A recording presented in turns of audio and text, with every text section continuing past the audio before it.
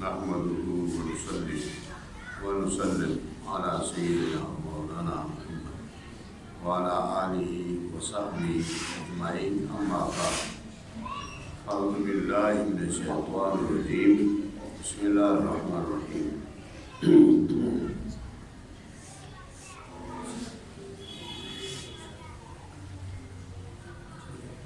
لقد من الله على المؤمنين إذ بعث فيهم رسولا من أنفسهم يتلو عليهم آياته ويزكيهم ويعلمهم الكتاب والحكمة وإن كانوا من قبل في ضلال مبين. صدق الله مولانا العظيم صدق رسوله النبي الكريم الأمين. درود و سلام بابا بلند السلام علیکم یا سیدی یا رسول اللہ وعلی آلہ و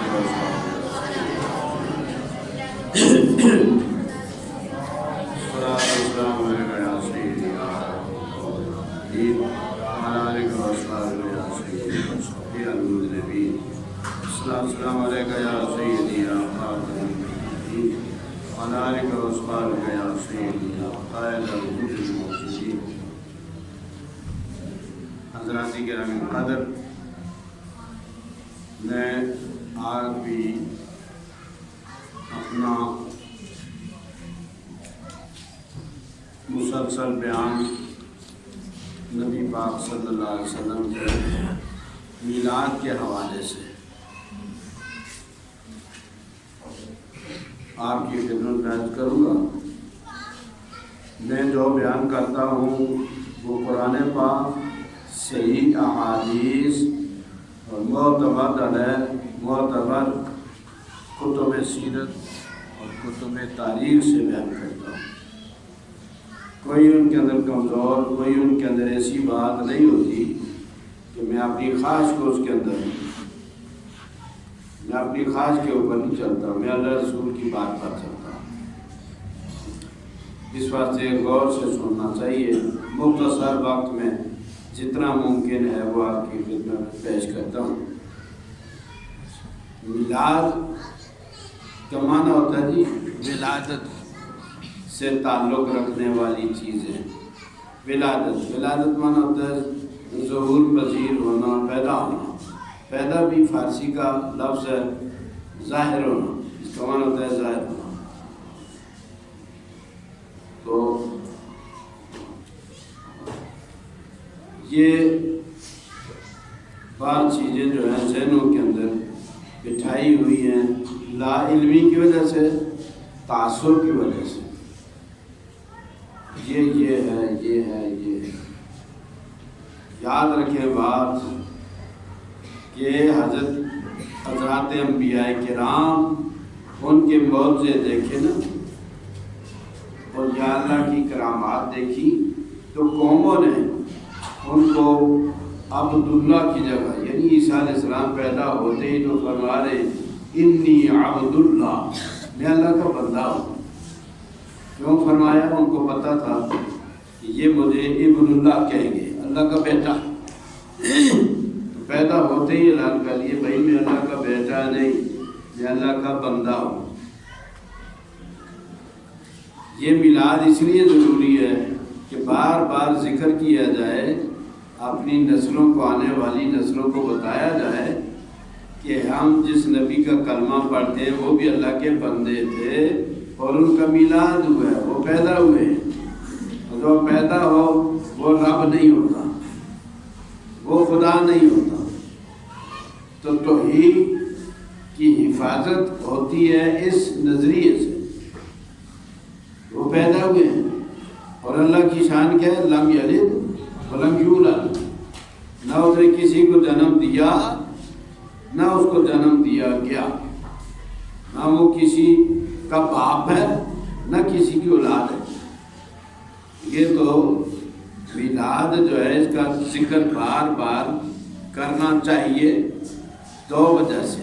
اور بھی وجوہات ہیں لیکن بڑی وجہ یہ ہے، ایک تو توحید کا درس سمجھ آئے اور یہ عقیدہ جم جائے کہ حضور علیہ السلام جن کا ہم کلمہ پڑھنے والے ہیں وہ بھی اور ہر نبی بھی اور کوئی اور بھی ہو، فرشتہ ہو، ولی ہو، تو اللہ کا بیٹا دنیا میں کوئی بھی نہیں ہے۔ اللہ کے بندے ہیں، سارے اللہ کے بندے ہیں، ملائکہ بھی، اوپر والی مخلوق بھی، نیچے والی مخلوق بھی، جہاں جہاں بھی کوئی ہے، کتنا بڑا اس کو کمال ملا تو اللہ کی طرف سے ملا ہے۔ نہ تو ذاتی کسی کے اندر کوئی کمال ہوتا ہے، اور پیدائش کا جب بار بار قرآن نے بھی ذکر کیا تو کیوں کیا؟ تاکہ ذہنوں میں بھی یہ بات پکی ہو جائے کہ وہ پیدا ہوئے ہیں، جو پیدا ہوتا ہے وہ رب نہیں ہوتا، وہ خدا نہیں ہوتا۔ تو شرک کی تو جڑ کٹ گئی نا اتنی بات سے، یہ کہاں سے پھر شرک ہو گیا؟ یہ بالکل نادانی، جہالت، اس کو کہنا کہ میلاد جو ہے یہ تو شرک کرتے ہیں، پاگل ہو، دماغ خراب تمہارا، یہ شرک ہے۔ جب ہم بار بار ذکر کریں گے کہ آقا علیہ السلام پیدا ہوئے تو اللہ تعالیٰ کا میلاد تو نہیں ہوتا، وہ تو پیدا نہیں ہوا ہے، نہ اس نے کسی اور کو پیدا، نہ کوئی اس کی اولاد ہے اور نہ وہ کسی اور کا اولاد۔ لہذا جو پیدا ہو، ذہن میں ہمارے پیوست ہے یہ بات، یہ حقیقت بیٹھی ہوئی ہے۔ ہماری نسلوں کو بھی ہم یہ بتانا ہی چاہتے ہیں کہ بیٹا عقیدہ یہ رکھیں کہ ہمارے آقا علیہ السلام پیدا ہوئے، پھر شرک کا شائبہ نہیں ہوگا۔ اس چیز کو آقا علیہ السلام نے خود بیان فرمایا، سیاستہ کی ہر کتاب کے اندر، بخاری میں، مسلم میں، سب کے اندر وہ فرماتے ہیں حضور علیہ السلام، واللہ قسم خدا کی، انی لا خافو ان تشرکو من بعدی، مجھے کوئی ڈر نہیں ہے کہ میرے بعد شرک کرو گے، تمہارا مشرک ہونے کا مجھے کوئی ڈر نہیں ہے۔ باقی نبیوں نے یہ نہیں فرمایا، ان کو معلوم تھا یہ شرک کریں گے، لیکن حضور نے تو قسم اٹھا کے کہ خدا کی قسم مجھے کوئی ڈر نہیں تمہارے شرک کا کہ تم مشرک ہو جاؤ گے۔ اے میری امت، مجھے تمہارے مشرک ہونے کی کوئی کسی قسم کا خدشہ، کوئی ڈر نہیں۔ حضور کو ڈر نہیں تو بھائیا تینوں کیوں ڈر ہے کہ امت مشرک ہو جائے گی؟ مشرک نہیں ہوگی۔ بہت سی جگہوں پر مال خرچ کرتے ہو، مال خرچ کرنے کا موقع ہی یہ ہے، اس سے بڑھ کر کوئی خوشی اور جشن ہے نہیں ہے۔ لہذا خرچ کرے، مال اچھی ہے، حلال کا رزق ہے، حلال جگہ خرچ ہو جائے، اللہ تعالیٰ خوش ہوتا ہے، کھانے کھلائیں، کپڑے دیں، بیمار ہے دوائی دیں، تعلیم کے لیے بچوں کی مدد کریں، غریبوں کی مدد کریں، ہر ایک نیکی، یہ ساری نیکیاں یہ میلاد میں شامل کر لینا، یہ سارے میلاد ہیں۔ اور کوئی اگر پوچھے کہ یہ کیا ہو رہا ہے، کیوں نہیں، خوشی آمنہ کے لال کے تشریف لانے کی، ہمارے آقا و مولا بی بی آمنہ سلام اللہ علیہا والا بالہا، ان پر بھی صلاۃ و سلام اور ان کے خامن پر بھی صلاۃ و سلام۔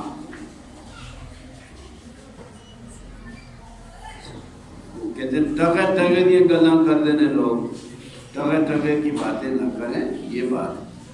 فَبِذَلِكَ فَلْيَفْرَحُوا، اللہ فرماتا ہے کہ اس نبی کی آمد پر دنیا کو خوشی منانی چاہیے، اور کسی کا نام ہی نہیں لیا، اور نعمتیں بے شمار دی اور کہا شکر کرو، لَإِن شَكَرْتُمْ لَأَزِيدَنَّكُمْ، شکر کرو گے میں تمہیں بہت دوں گا، وَلَئِن كَفَرْتُمْ، اگر تم نے انکار کیا، ناشکری کی، إِنَّ عَذَابِي لَشَدِيدٌ، پھر میرا عذاب بہت سخت، رگڑا دے دوں گا تمہیں۔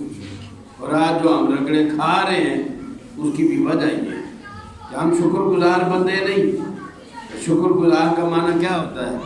کہ اللہ کا دیا ہوا، کبھی ہم عقل سے کام لیں، سوچیں کہ ہمارا پیٹ اتنا بڑا نہیں ہے، اس کے اندر سارا کچھ ڈال دو، جو سونا، جو چاندی، جو کرنسی، جو زمین، جو پلاٹ، جو کارخانے، جو گاڑیاں، جو بھی ہے کاروبار، وہ سارا یہ میرا جہنم جو ہے اس کے اندر اتنی گنجائش ہے ہی، یہ تو 2 روپے اوپر کھا لیں تو پھر ہم اسپتال جانا پڑتا ہے.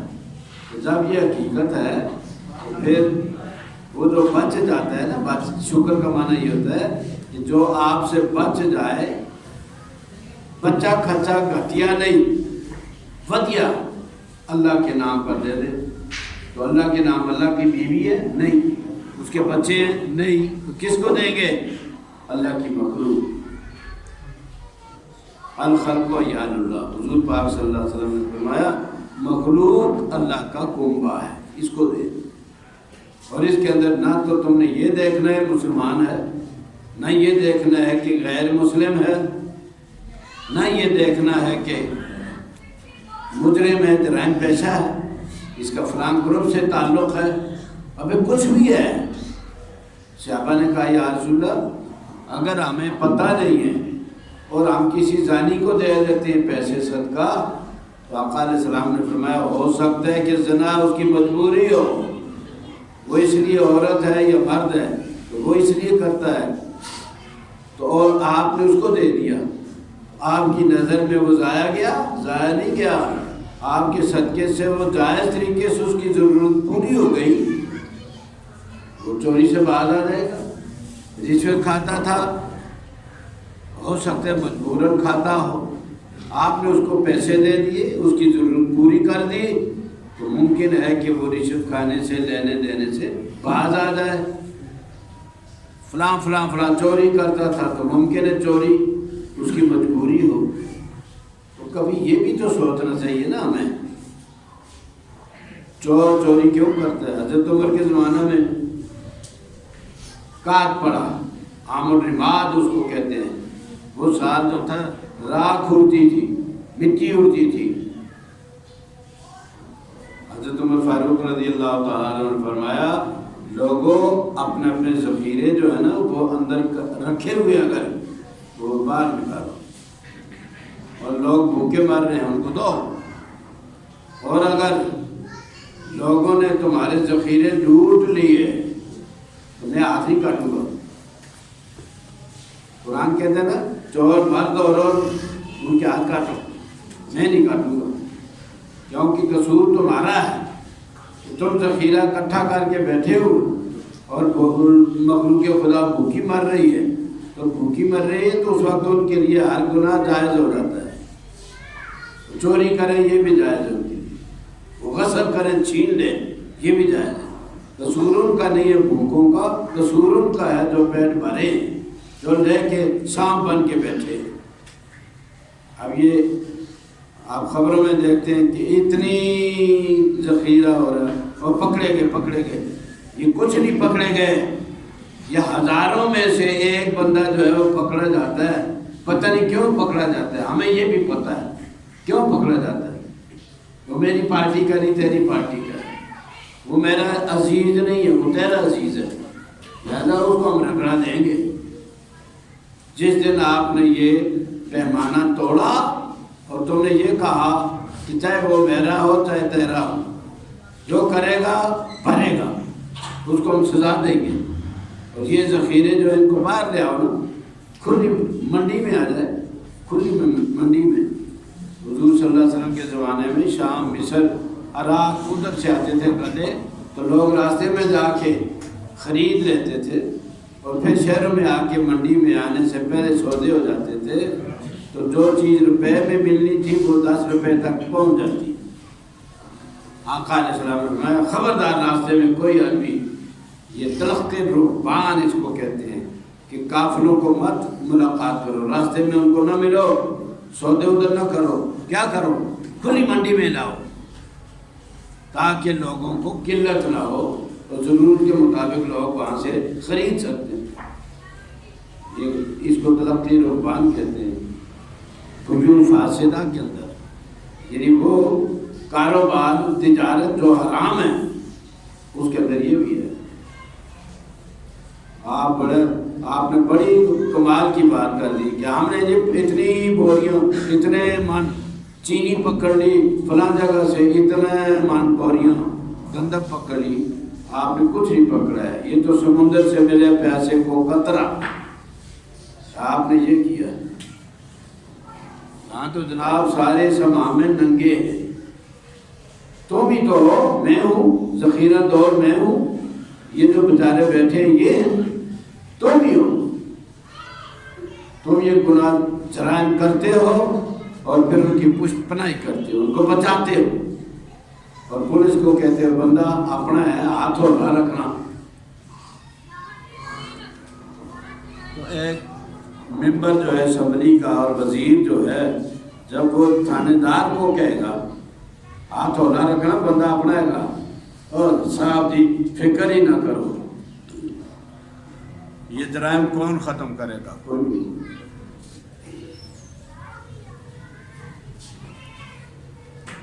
تو یہ اللہ نے فرمایا کہ میں نے بڑا احسان کیا مومنوں تم پر کہ تمہارے اندر اپنا رسول بھیجا ہے۔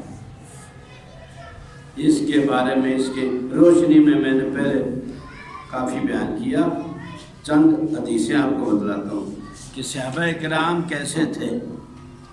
آج کل صحابہ کا نام لیتے ہیں، عثمان غنی رضی اللہ تعالیٰ عنہ نے قباس بن اشیم ایک شخص تھے صحابی، ان سے پوچھا، وہ بابا زیادہ عمر کا تھا، حضرت عثمان غنی نے اس سے پوچھا کہ قباس، قاف نقطہ والا بیر با سا تا سا، تو قباس انت اکبر ام رسول اللہ صلی اللہ علیہ وسلم، تو بڑا ہے کہ حضور بڑے ہیں؟ اب ظاہر ہے یہ کوئی مرتبہ، فضائل، مقام اس کا سوال نہیں تھا، یہ تو کوئی مسلمان نہیں کر سکتا، چاہے جائے کہ صحابہ ہی کریں، عثمان غنی کریں، ان کا مطلب یہی تھا نا، عمر کس کی زیادہ ہے، سال کس کے زیادہ ہے، تو بڑا ہے کہ حضور؟ جواب دیکھو، ادب کی انتہا، قال رسول اللہ صلی اللہ علیہ وسلم اکبر منی وانا اقدم منہ، حضور پاک صلی اللہ علیہ وسلم مجھ سے بڑے ہیں لیکن میں پہلے پیدا ہوا تھا، پیدا ہونے میں میں پہلے تھا اور بڑا ہونے میں حضور بڑے تھے۔ اس کو کہتے ہیں عشق کی باریکیاں، ادب کی، جب عشق سکھاتا ہے آداب خود آگاہی، خود دے غلاموں پر اسرار شہنشاہی، یہ عشق ہے۔ تو بڑا تھا کہ حضور؟ حضور کہا جی بڑے تو حضور تھے لیکن میں پہلے پیدا ہوا تھا۔ سبحان اللہ، اناتا میں دو، پھر میلاد، پیدائش کے اندر میں میری پیدائش پہلے ہوئی، بشری۔ ولد رسول اللہ صلی اللہ علیہ وسلم عام الفیل، حضور علیہ السلام اس سال پیدا ہوئے جس سال خانہ کعبہ کے اوپر ابرہ کے ہاتھیوں کے ساتھ حملہ ہوا تھا۔ یہ تبری کی کتاب ہے، تاریخ الامم والملوک، پہلی جلد، بیروت کی چھپی۔ آگے دیکھیں، قالت فاطمہ بنت آمنہ بنت وہب، حضور کے نانا جی کا نام تھا وہب۔ آمنہ حضور پاک صلی اللہ علیہ وسلم کی والدہ محترمہ، وہ فرماتی ہیں، اور یہ حضرت عثمان بن عاص یہ کہتے ہیں کہ میری ماں اس رات، جس رات حضور دنیا میں تشریف لائے، وہاں موجود تھی، ولادت پاک کے وقت حاضر تھی۔ فقیل لہا، تو آواز آئی، انکے عملتے بسید ہذہ الامہ، اے بی بی آمنہ، اس امت کے سردار سے تو عاملہ ہے، تیرے پیٹ میں اس امت کا سردار ہے۔ بعد کم عقل لوگ یہ کہتے ہیں کہ ان باتوں کی ضرورت نہیں ہوتی، میں نے کہا نہیں ہوتی تو یہ پاگل تھے ہمارے کعبے، جنہوں نے حدیثیں لکھی اور یہ بڑی بڑی کتابیں لکھی، پاگل نہ تھے۔ ان چیزوں سے ہمارا ایمان تقویت پاتا ہے، ہماری عقیدت مضبوط ہوتی ہے حضور صلی اللہ علیہ وسلم سے، ہمارے دل میں حضور کی قدر و منزلت اور بڑھ جاتی ہے، ادب اور زیادہ بڑھ جاتا ہے۔ ہمیں سلیقہ سکھایا لوگوں نے۔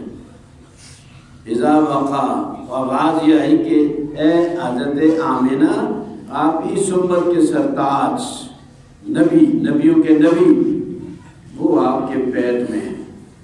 فضا مقابلہ، جب وہ زمین پر آئے فقولی، تو یہ کہنا اعوذ بالواحد من شر کل حاسد، میں اس بچے کو پناہ میں دیتی ہوں اس کی جو ایک ہے، اللہ اس کی پناہ میں دیتی ہوں، من شر کل حاسد، ہر حسد کرنے والے کے شر سے، برائی سے۔ ثم سمیہ محمدً، پھر اس کا نام رکھنا محمد۔ ولاد حین ولاد، اور جب حضور صلی اللہ علیہ وسلم کو جنم دیا تو انہ خرج، وہ فرماتی ہیں جی اس سے پہلے بھی اور یہ میلاد کے عین وقت خرج منہا نور، حضور پاک صلی اللہ علیہ وسلم دنیا میں تشریف لائے تو اماں جی ہماری ماں سیدہ آمنہ رضی اللہ تعالی عنہا کہتی ہیں کہ نور میرے جسم سے جدا ہوا، رأت من قصور بصرہ، اور بصرہ سے جس کو ہم بصرہ کہتے ہیں، اس کے بڑے بڑے قصر، اس کے بڑے بڑے محلات ان کو نظر آئے، یہ شام کے علاقے میں۔ فلما وضعته، جب جنم دیا تو ارسلت الی جدہ عبد المطلب، دادا جی جو تھے حضور پاک صلی اللہ علیہ وسلم کے، حضرت عبد المطلب، ان کی طرف پیغام پہنچایا، انہ قد ولدت لک غلام، کہ آپ کے ہاں لڑکا ہوا ہے، بیٹا ہوا ہے، فاتحی، آئیں تشریف لائیں۔ یہ سحری کا وقت تھا، رات ختم ہو رہی تھی، صبح صادق طلوع ہو رہی تھی۔ فانظر الیہ، کے دیکھو تو صحیح، آتا صبر بھی تو ہو سکتا تھا، گھنٹہ ٹھہر جاؤ، سورج نکلنے دو، دن آئے تو پھر دیکھ لیں گے، نہیں، چیز جب ایسی ہو نایاب تو پھر اس کے لیے صبر نہیں، آئیں دیکھیں۔ فانظر الیہ، فقام، حضرت عبد المطلب تشریف لائے، فنظر الیہ، حضور کو دیکھا، وحدثته بما رأت حین حملت بہ، اور جو کچھ انہوں نے حمل کے دوران دیکھا تھا بی بی صاحبہ نے، ہماری ماں آمنہ رضی اللہ تعالیٰ عنہ نے، وہ انہوں نے بیان کر دیا اپنے سسر کے سامنے۔ وما قیل لها، جو کچھ ان کے کانوں میں آوازیں آئی تھی۔ یہ طبری نے لکھی حدیث 572 صفحہ، بیرون کی چھپی، اور پھر کہتی ہیں فما شیء انظر الیہ من البیت، گھر میں جس چیز پر میری نظر پڑتی تھی، یہ حضرت آمنہ فرماتی ہیں، گھر میں جس چیز پر میری نظر پڑتی تھی، الا نور، وہ روشنی تھی، نور ہی نور تھا۔ وانی لانظر الی النجوم، میں ستاروں کو دیکھ رہی تھی، تدنو، وہ میرے قریب آ رہے تھے میرے مکان کے اوپر، انی لاقول لتقان علیہ، اور میں کہتی تھی کہ یہ تو میرے اوپر گرنے لگے ستارے، سبحان اللہ۔ اب اہل دل جانتے ہیں، اہل دل، اہل بصیرت، اہل نظر، کہ یہ کیا مناظر تھے، قدرت کیا دکھا رہی تھی، یہ سارے چاند ستارے، زمین والی مخلوق، اوپر والی مخلوق، یہ تمام وجد میں تھی، خوشیاں منا رہے تھے، اور ہماری بولی میں بھنگڑے پا رہے تھے۔ یہ بھی بڑا چلتا ہے، لوگ بھنگڑے پاتے ہیں، اچھا بھنگڑے پانے سے کیا ہوتا ہے جی، گناہ ہوتا ہے؟ یہ لڑکے نوجوان، ان کو آپ کیا کہتے ہیں کہ یہ پیدا ہوں گے بعد بیٹھے ہی رہے ہیں، تو یہ تو ہے ہی نہیں ہے۔ حضور پاک صلی اللہ علیہ وسلم نے تو کسی دن یہ تسبیح ہاتھ میں پکڑی ہی نہیں۔ اے میں وڈی گل کر بیٹھا، جڑے پکڑتے ہو نا تو میرے تے جھپٹ نہ جانا۔ تو فرمایا یہ کائنات گویا ساری کی ساری خوشی منا رہی تھی۔ حضور پاک صلی اللہ علیہ وسلم کے باپ کا نام حارث تھا، اور علیمہ سعدیہ کے جو خامد تھے، رضائی باپ حضور کے، ان کا نام بھی عبداللہ بن حارث تھا۔ ان کے ساتھ جن لڑکیوں نے دودھ پیا، دودھ شریک بہنیں، انیسا بنت حارث اور جزامہ بنت حارث، اور انہی کا نام شیمہ، یہ ان کا نام مشہور ہو گئی، یہ شیمہ بچ۔